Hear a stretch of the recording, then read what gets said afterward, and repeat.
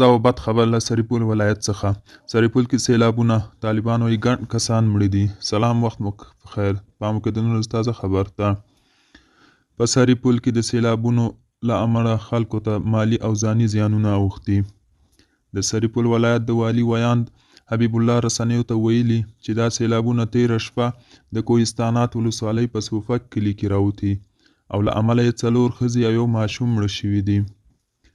د حبیب په خبره دې سیلابونو 150 کورونه او کرنیزې ځمکې هم ویجاړې کړي دي.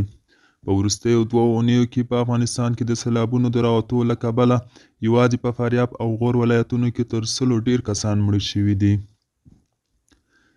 دې سیلابونو د بغلان او تخار په ګډون په فاریاب، غور او یو شمېر نورو ولایتونو کې په زرګونه کورونه او کرنیزې ځمکې ویجاړې کړي دي او خلکو ته د مالی زیانونو سربیره ځاني تاوانونه هم رسولي دي.